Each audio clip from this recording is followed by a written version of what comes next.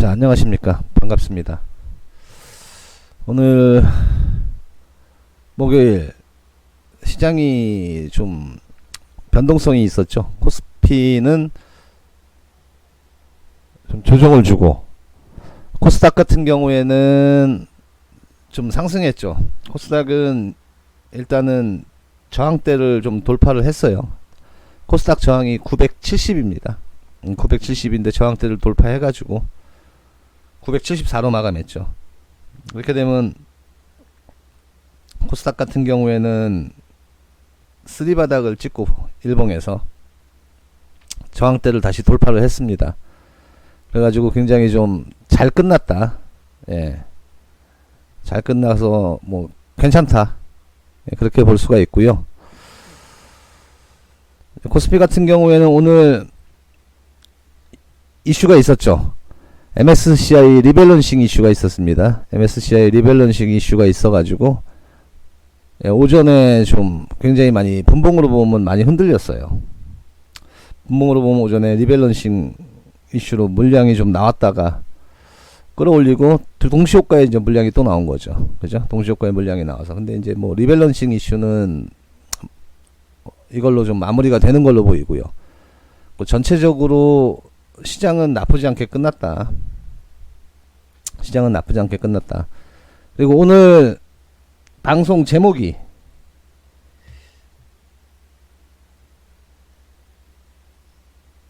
예. 한국 시장에 투자해야 하는 이유가 오늘 방송 제목입니다. 그죠? 이게 제목인데 자, 그럼 왜 한국 시장에 왜 투자를 해야 되느냐? 예.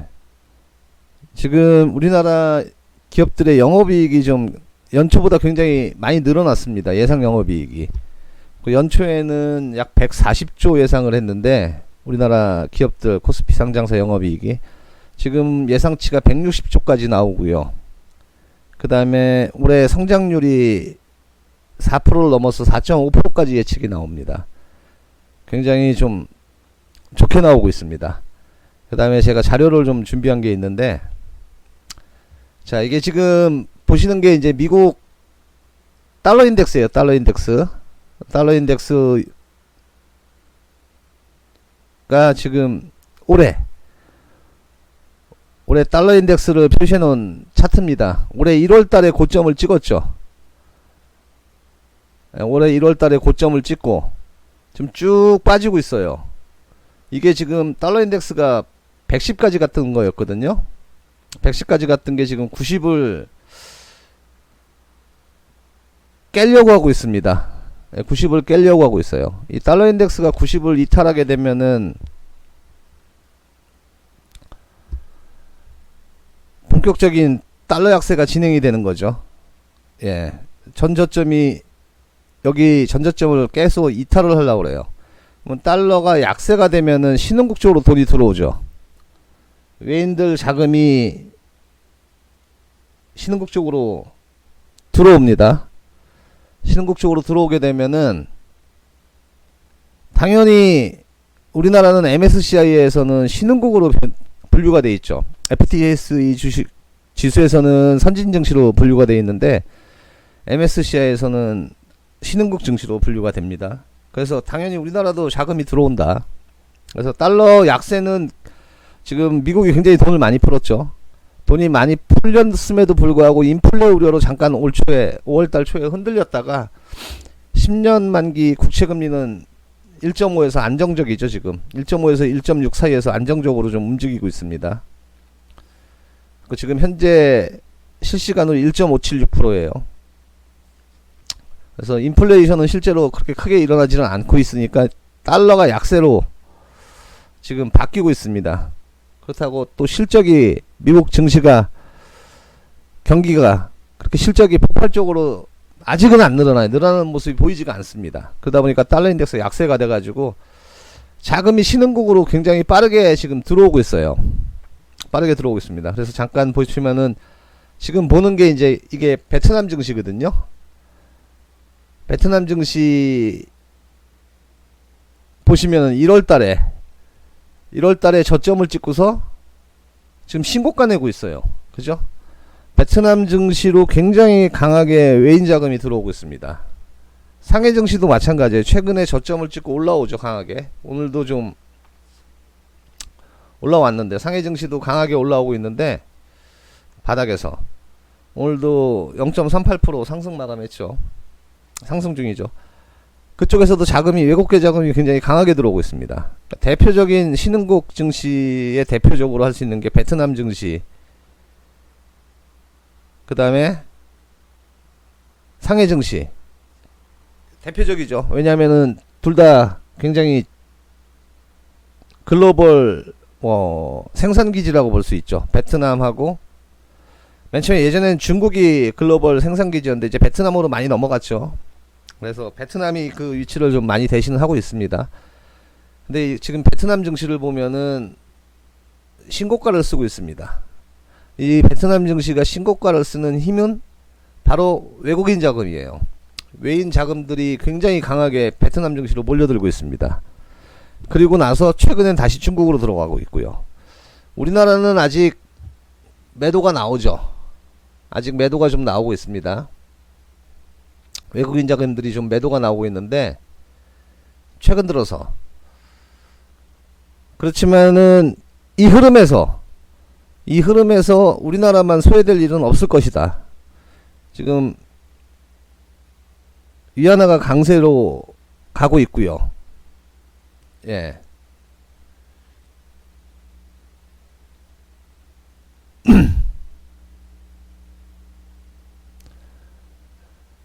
6.7위안까지 뭐 얘기가 나오던 게 지금 6.378위안입니다. 굉장히 좀 강세로 지금 위안화가 가고 있어요.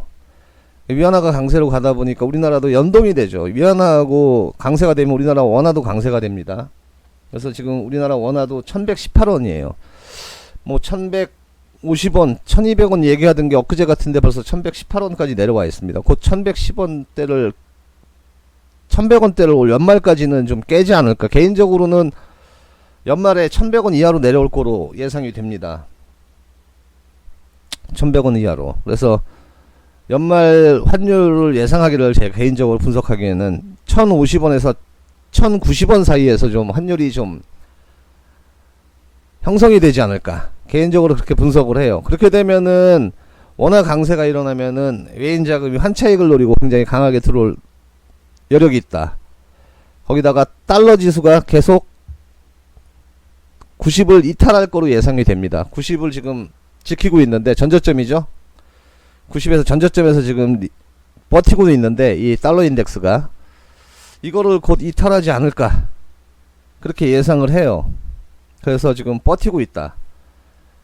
그렇게 되면 달러 인덱스가 90을 이탈하고 우리나라 환율이 1100원 이하로 빠지고, 그렇게 되면 외인 자금이 굉장히 강하게 들어올 여력이 있죠. 그 다음에 우리나라 기업들 영업이익, 코스피 상장사 영업이익이 연초만 해도 140조 예상이었는데 지금 160조까지 늘어났습니다. 160조까지 늘어났다는 얘기는 굉장히 좀 실적이 좋다는 얘기죠. 실적이 폭발적으로 지금 좋아지고 있다. 자, 그렇게 되면은 지금 잠깐 보시는 이 베트남 증시처럼 굉장히 강하게 올라올 여력이 있다고 봅니다. 그래서 저는 우리나라 증시는 3,300을 돌파해서 3,500까지도 가능하지 않을까. 기본적으로 3,300은 기본으로 돌파한다고 봐요. 이제 3,500은 뭐 외인들 수급이나 기타 영업이익 같은 게 좀 폭발적으로 나오면 3,500도 가능한데, 일단 3,300은 기본으로 간다. 이런 베이스, 전제 베이스를 깔고 시장을 대응하면 된다. 그렇게 자신있게 근거를 얘기하는 근거는 뭐냐. 말 그대로 달러 인덱스, 달러 약세, 원화 강세, 그 다음에 실적입니다. 실적. 연초만 해도 140조 예상하던 게 상장사 순이익이 지금 상장사 순이익이 160조까지 늘어났다. 그리고 거기다가 우리나라가 잠깐 지금 자료를 갖고 왔는데 굉장히 쌉니다. 전세계 주요 국가들 이 PBR하고 PER을 갖다 제가 좀 뽑아왔어요. 올 12개월 포워드입니다. 그러니까 올 연말 기준이에요. 영업이익, 예상 영업이익 기준. 전 세계가 PER이 18.6배입니다. 전 세계 증시 평균 포가. 평균이 18.6배인데 우리나라는 밑에 보시면 11.5배예요. PBR이 1.67배입니다. 2.67배예요. 우리나라는 1.25배, 절반 정도 수준밖에 안 되죠. 글로벌 주식시장 평균 대비해서 절반 정도밖에 안 돼요. 굉장히 저평가되어 있습니다. 미국은 PER이 21배예요. 그러니까 21.8배니까 22배죠, 약. 22배고 우리나라는 11배, 절반밖에 안 되죠. PBR로 따지면은 우리나라 4배 수준입니다. 4.18배예요. 굉장히 비싸죠, 미국. 유럽도 경기 우리나라처럼 그렇게 좋아지지가 않습니다. 유럽은 올해 성장률하고 작년하고 올해하고 비교해 성장률을 비교하면은 코로나 이전 성장률을 갖다가 회복하는 나라는 우리나라하고 중국밖에 없어요. 아직까지는. 미국도 아직 회복을 못했습니다. 유럽은 말할 것도 없고요. 근데 유럽조차도 PER이 16.4배에다가 2배입니다. PBR이 굉장히 비싸죠. 중국 PER 15.6배, PBR 1.93배. 옆나라 일본은 경제 성장률이 채 1%도 안 되죠. 16.2배에다 1.38배입니다. 근데 우리나라는 이렇게 저평가가 돼 있어요. 엄청나게 저평가가 돼 있죠. 글로벌 증시에서 주요국 증시에서 가장 쌉니다. 주식시장에서 가장 호재는 뭐다? 싼 게 호재다. 가장 큰 악재는 뭐다? 비싼 거다. 그러면 우리나라 시장은 가장 큰 호재를 이미 갖고 있는 겁니다. 가지고 있는 거예요. 그죠? 이미 가지고 있는 거다. 왜? 이렇게 저평가가 돼 있을 필요가 없어요. 왜냐하면 우리나라 증시 같은 경우에는 우리나라 기업들 영업이익은 올 초 대비해서 약 20%가 상향 조정이 됐습니다. 상향 조정이 됐어요. 거기다가 우리나라 GDP 올해 4.5% 정도까지 예상이 돼요. 올 초만 해도 2.8%, 3% 얘기가 나왔었습니다. 올 초만 해도 GDP 성장률이 3%대 초반이 나왔는데 지금 4%대 중반까지 지금 눈높이가 올라갔어요. 그렇게 올라갔다는 얘기는 그만큼 경기가 좋다는 얘기야. 거기다가 시장에 풀린 자금은 충분히 신흥국 증시로 편입되어 있는 우리나라에 들어올 여건은 다 만들어져 있다. 아까도 잠깐 얘기했지만 달러 인덱스가 90을 지금 하회하려고 폼잡고 있고, 위안화 강세가 이어지고 있고요. 위안화 강세가 이어지면 우리나라도 연동돼서 원화 강세가 이어지죠. 그래서 제가 올 연말 기준으로 해서 1050원에서 1090원까지 좀 본다. 이 환율을. 그렇게 되면은 환차익을 노리고 들어올 여건은 충분히 마련되어 있는 겁니다. 거기다가 시장에 풀린 돈은 회수조차 안 됐어요. 그냥 유동성은 계속 풀려 있는 상태로 남아 있죠. 그죠? 그렇게 되면은 이 선진 증시에서 신흥국 증시든 선진 증시든 가장 저평가되어 있는 우리나라로 들어올 여건은 충분히 마련이 되어 있습니다. 지금은 비록 지지부진하죠. 삼성전자 레포트, 매도 레포트 계속 나오면서 뭐 5개 증권사에서 매도 레포트가 나왔다. 그러면서 삼성전자 굉장히 지지부진하면서 지수가 못 가고 있습니다. 반도체 생산이 예상대로 안 되고 있다 뭐 이러면서.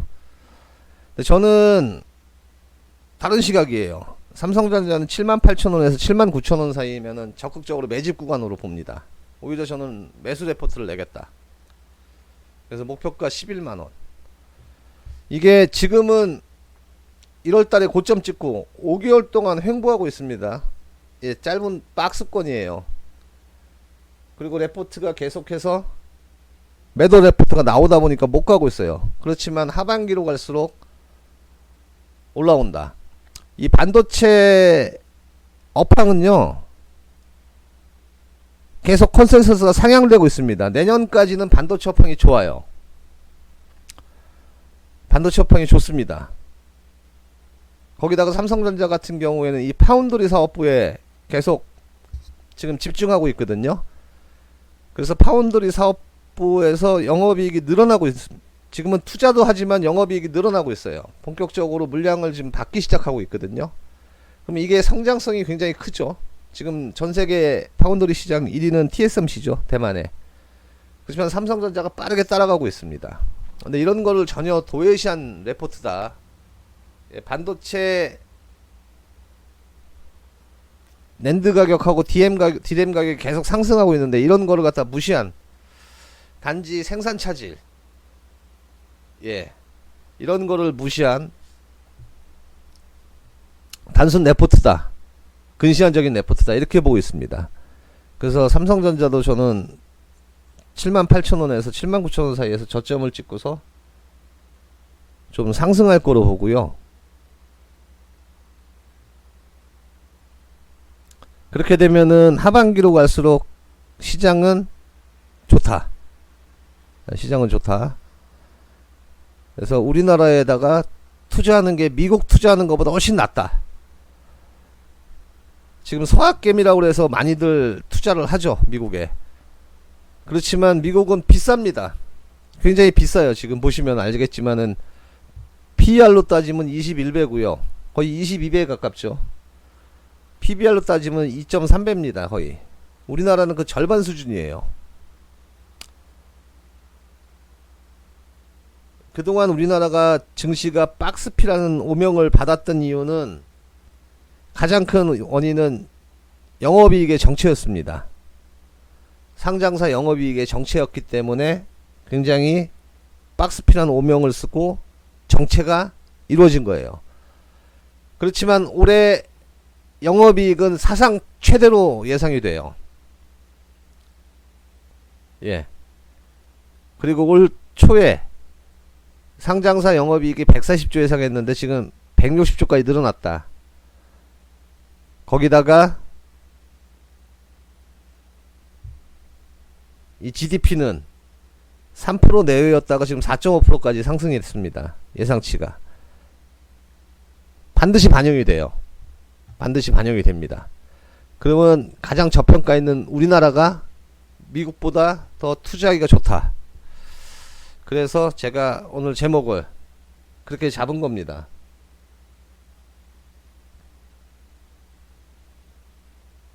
한국 시장에 투자해야 된다. 그 이유는 이거다. 근거는 아시겠죠? 그리고 제가 이 8호에 런칭한 지가 얼마 안 됐어요. 사실은 한 일주일 정도 된 걸로 방송 시작한 지가, 이 방송을 정의연 방송을 시작한 지가 한 일주일 정도 됐는데 벌써 두 종목을 수익을 처리를 했습니다. 강원랜드가 급등해서 수익을 처리했고 현대리바트도 오늘 수익 처리해서 다른 걸로 교체해 드렸어요. 두 종목을. 그래서 지금 현재 총 5종목을 포트에 담아 놓고 있습니다. 그리고 제가 8호위에서 제일 처음 방송 나가서 추천했던 종목이 OLED 관련주였죠. OLED 관련주를 관심있게 봐라. 덕산네오록스랑 비교하면서 설명을 드렸습니다. 그때 1호 종목이 바로 이 종목이죠. 이녹스 첨단 소재. 제가 처음 갖고 나갔을 때만 해도 이 방송 녹화할 때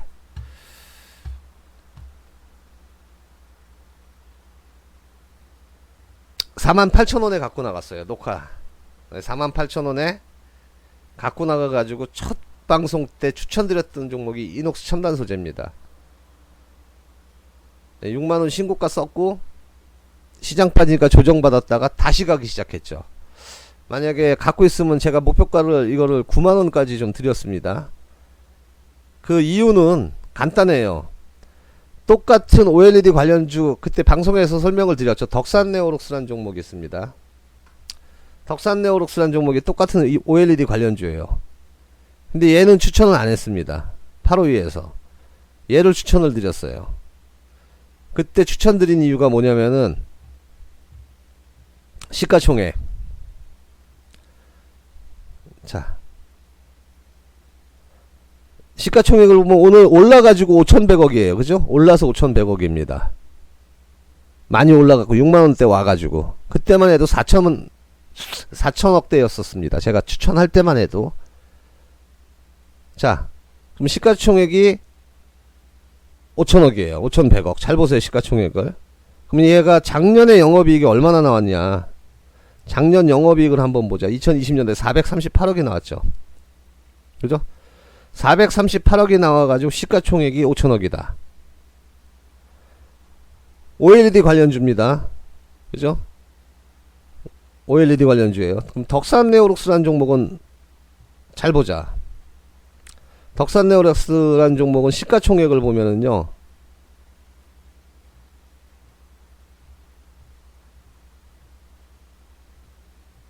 어딨냐, 시가총액.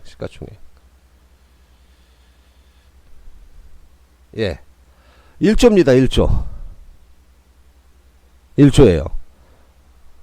아까는 5천억이었죠. 얘는 1조죠.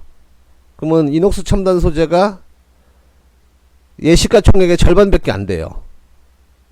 절반밖에 안 되죠. 그죠? 절반밖에 안 됩니다. 그러면 얘가 그러면 시가총액의 2배가 비싸잖아. 그죠? 이녹스 첨단 소재보다 시가총액이 2배나 비쌉니다. 2배나. 자, 2배나 비싸면은 영업이익도 2배를 올려야 돼. 그죠? 왜?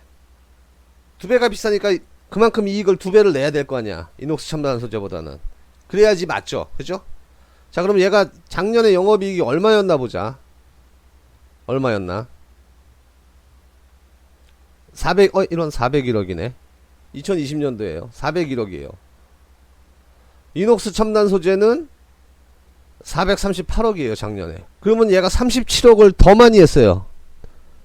37억을 더 올린 거야, 영업이익을. 덕산네오록스보다. 근데 시가총액은 절반이에요. 그죠? 절반입니다. 돈은 더 잘 버는데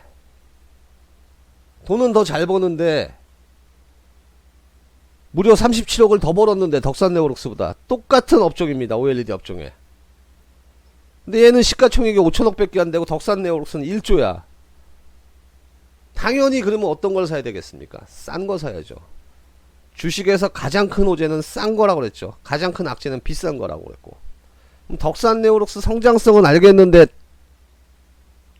OLED 이녹스 첨단소재도 성장성은 알게 똑같은 OLED인데 왜 얘만 이렇게 싸게 취급을 받냐는 얘기죠. 그럼 얘도 최소한 시총이 1조는 가야 될 거 아니야. 그래서 8호이 첫 출연하면서 갖고 나간 종목이 이거였습니다. 덕산네오록스를 레포트 엄청 나면서 추천했어요. 시장에서. 많이들 추천합니다. 레포트. 아니다. 덕산네오록스 비싸다. 이녹스 첨단 소재를 사라. 그 결과는 어떻게 했습니까? 결과는 그때 당시에 들고 나갈 당시에 여기였는데 결과는 신고가 썼고요. 얘는 급등하면서. 덕산네오록스는 그때 당시에 신고가 쓰면서 했었습니다. 어떻게? 빠졌죠. 오히려 빠졌습니다. 하나는 급등했고요. 오늘도 급등했죠. 조정 주고 다시 급등합니다. 자, 하나는 급등했고 하나는 빠졌어요. 그때만 해도 이녹스 첨단 소재에 대한 레포트는 하나도 안 나왔었어요. 하나도 안 나올 당시였습니다. 제가 이걸 추천하기는 4만원 초반에 추천했어요. 사실은 42,000원에 추천했습니다. 중장기 종목으로. 여기서 아무도 관심을 안 줄 때 OLED 업종에서 제일 싼 거를 갖고 왔고요. 싼 거를 갖고 왔기 때문에 이렇게 신고가 내면서 날아가고 있고, 모든 증권사서 레포트를 그냥 굉장히 많이 발행했어요. 덕산네오록스 좋다. 좋기는 뭐가 좋습니까? 빠지고 있죠. 그 레포트 내고 나서. 왜? 비싸니까. 영업이익을 봐라. 그죠? 401억 438억 438억 칸에는 시총이 5천억 밖에 안 되고, 그때만 해도 4천억 대였었습니다. 올라서 5천억이에요 지금. 401억 한 덕산네오록스는 시총이 1조입니다. 그러면 올해 예상 영업이익도 한번 보자. 올해 예상 영업이익 527억입니다. 올해 예상 영업이익 527억이에요. 527억 예상 영업이익 갖고 있는 애가 시총이 1조예요. 지금 현재 시총이 1조입니다. 1조. 그럼 이녹스 첨단 소재 그러면 똑같은 OLED 업종이죠. 강조합니다. 똑같은 올해 영업이익 예상 영업이익 볼까요 한번. 600억입니다. 올해 영업이익 예상 영업이익이 500억짜리는 시총 1조가 있고 올해 영업이익 600억짜리는 시총 5천억가 있습니다. 당연히 싸죠. 그렇기 때문에 이렇게 강하게 올라간 거예요. 그래서 제가 추천 1호 종목 8월 1호 종목이 이녹스 첨단 소재를 갖고 나가서 이런 얘기를 하면서 추천을 드렸습니다. 이게 제가 종목 추천하는 기본 베이스예요. 기본 베이스입니다. 이게 지금보다 앞으로 좋아질 주식, 작년보다 올해 좋아지죠. 그렇지만 좋아지는 건 둘째치고 좋아지는 건 좋아지는데 싸야 돼. 싸죠. 그래서 일주일 지금 방 개설한지 정의연방 개설한지 일주일 만에 오늘 두 종목을 수익 처리해서 두 종목을 또 추천을 드렸어요. 다 싼 것만 드렸습니다. 마찬가지로. 종목은 오픈하기 힘들지만은. 그래서 8호위에서 추천한 것도 와이솔 5G 관련해서 와이솔 추천했죠. 다 아실 겁니다. 5G 관련 와이솔도 이런 개념이에요. 5G 중에서 제일 쌉니다. 제일 싸요. 업종에서. 그래서 추천한 게 와이솔이었고요. 어제도 잠깐 공방에서 언급드렸는데 오픈 채팅방에서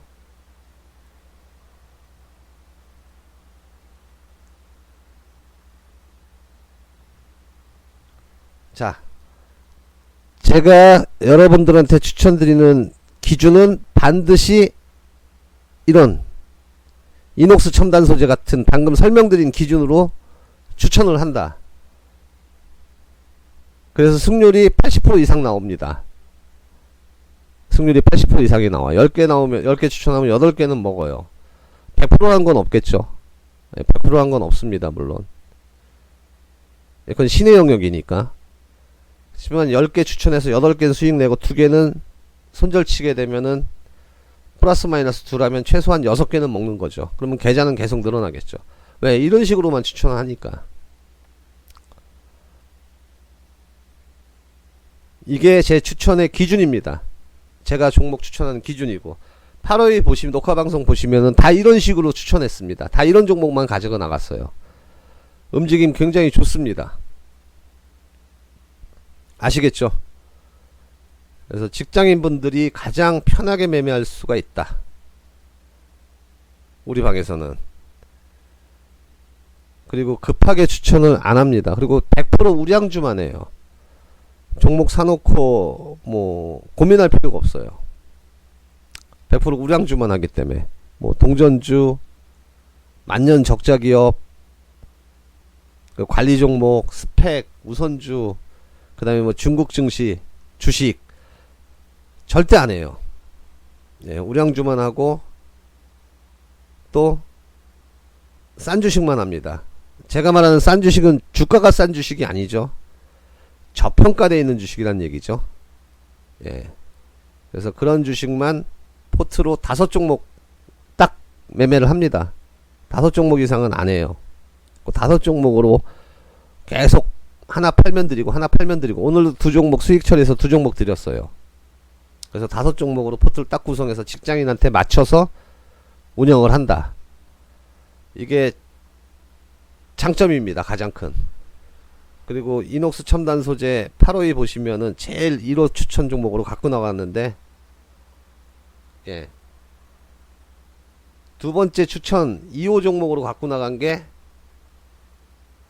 2호 종목, 3호 종목까지는 얘기해도 되니까 2호 종목으로 갖고 나간 게 코엘 패션이었어요. 코엘 패션이었습니다. 신고가 난 다음에 눌러주고 다시 올라가죠. 얘도 마찬가지예요. 얘도 마찬가지입니다. 영업이익을 보면은 작년에 800억이에요. 800억입니다. 요새 핫한 FNF 볼까요?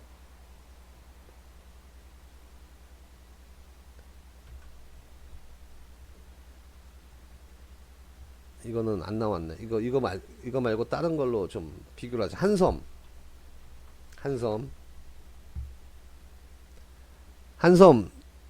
자, 시총을 한번 보자. 한섬 시총 1조입니다. 1조입니다.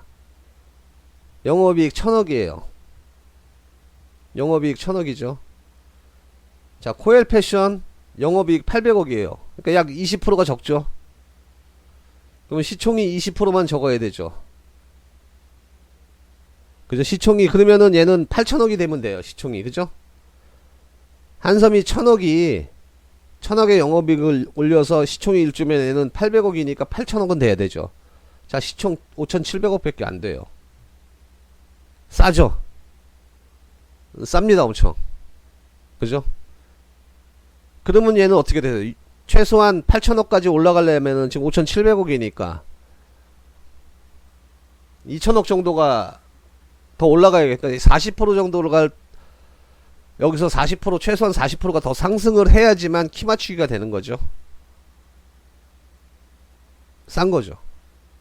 그래서 8위에서 두 번째로 갖고 나간 종목이 코엘 패션이다. 자, 코엘 패션 신고가 나오고 안 밀리고 눌렀다가 다시 가죠. 자, 모든 추천의 기준은 이렇게 됩니다. 싸다. 그리고 앞으로 좋아야 돼요. 작년에 좋았지만 올해 과연 좋아질 것인가? 이 코엘 패션이 좋아지죠. 2018년도에 7억, 710억, 2019년에 760억, 2020년에 801억, 올해 911억, 15억 예상이죠. 매년 한 번도 역선장한 적이 없어요. 역선장한 적이 없는 주식이 저평가되어 있다. 상대적으로. 그래서 8호위에서 두 번째 종목으로 드렸던 겁니다.